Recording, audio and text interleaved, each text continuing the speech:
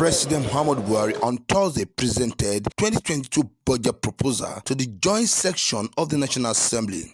Buhari, who addressed the joint section of the lawmakers from the two chambers of legislative arms of government, unveiled a budget of 16.33 trillion naira with a crude oil benchmark price of $57 per barrel, daily oil production estimate of 1.88 million barrels per day, an exchange rate of 410 to dollar for the 2022 fiscal year.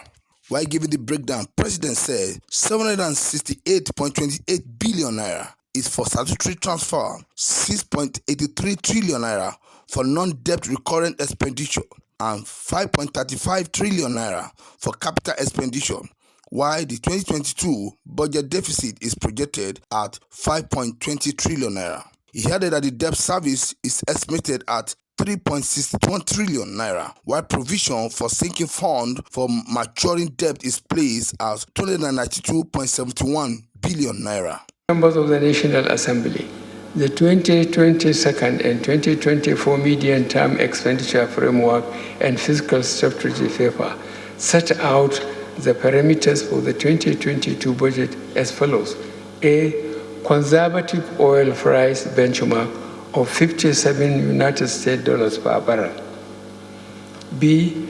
Daily oil production estimate of 1.88 million barrels, including condensates of 300,000 to 400,000 barrels per day. C. Exchange rate of 410 naira and 10 naira 15 kobo per United States dollar, and D. Projected GDP growth rate of 4.2% and 13% inflation rate.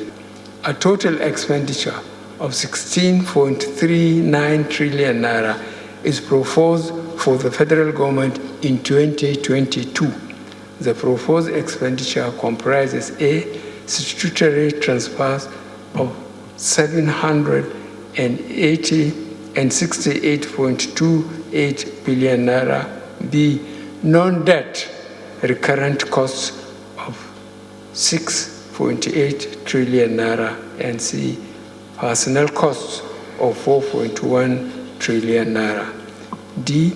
Pensions, gratuities, and retirees' benefits of 577 billion naira. E. Overheads of 792.39 billion naira, and F. Capital expenditure of 5.35 trillion naira, including the capital component of statutory transfers. G. Debt service of 3.61 trillion naira, and H. Sinking fund of 290.71 billion naira to retire certain maturing bonds. According to the president, oil revenue is projected at 3.15 trillion naira and non-oil revenue is estimated at 2.13 trillion naira. He further stated that the deficit will be financed mainly by new borrowing of 5.012 trillion naira. We plan to finance the deficit mainly by new borrowings totaling 5.01 trillion naira, 90.73 billion naira for privatization proceeds, and 1.16 trillion naira drawdowns on loans secured for social development projects. Some have expressed concern over our resort to borrowing to finance our fiscal gaps. They are right to be concerned. However, we believe that the debt level of the federal government is still within sustainable limits. Borrowing at specific strategic projects and can be verified publicly. As we are aware, we have witnessed 2 economic recessions within the period of this administration. In both cases, we had to spend our way out of recession, which necessitated a resort to growing the public debt. It is unlikely that our recovery from each of the two recessions would have grown as fast without the sustained government expenditure funded by debt. President of the Senate, Hamad Lawa, in his opening remark, commended the president for budget trajectory, saying that with the 2022 budget, it is important to prioritize the completion of the ongoing project. You will be laying the 2022 appropriation bill. Mr. President, I commend you for maintaining this trajectory of presenting the annual budget estimates before the joint sitting of the National Assembly in good time to enable the Assembly work on the bill. Mr. President, members of the 9th National Assembly have kept to their promise of passing the annual appropriation bill before the end of the year to ensure that the bill is signed into law before the beginning of the new year. The 2020 and 2021 appropriation bills were considered and passed before the end of each year. The distinguished and honored members of the National Assembly remain committed to working on the 2022 appropriation bill and pass it before the end of this year. Mr. President, the Nigerian economy and indeed our citizens are benefiting from the early passage and assent to the 2020 and 2021 appropriation bills now acts. 2022 budget should target at completion and consolidation of the projects already started. Speaking of the government resort to eternal borrowing, Lawa raised concern over the nation's debt sustainability. Then he said, generating more revenue through agency will reduce the government deficit and dependence on external borrowing to fund the country's national budget. Your Excellency, generating and collecting revenues have remained major challenges in our quest for development. The recent efforts by the National Assembly as well as the Executive to challenge the revenue-generating agencies is a step in the right direction. Equally important is the recent position taken by the legislature and the executive arms of government to insist on zero allocation to MDS that failed to remit their revenues for the 2022 appropriation. This saw an increase in the contribution of MDS by over 400 billion. It is my view that MDS can contribute to the Federation account much more than that. This policy should be expanded and deepened to cover more MDS. Mr. President, the need to enhance revenue generation and collection cannot be overemphasized. The level of budget deficit is high, and both the legislature and the executive should work to reduce this deficit through the availability of more revenues. Over the past year, the House has passed several important resolutions relating to healthcare access, primary education, rural infrastructure deficits, and national security that require actual funding. Where these restrictions have not been included in the appropriation bill, the House will work with the Senate and the Executive to see that the final version of this appropriation bill includes necessary allocations to implement these resolutions and give full effect to the best wishes of the House. The President said the 2022 budget is tied to economic recovery and sustainability.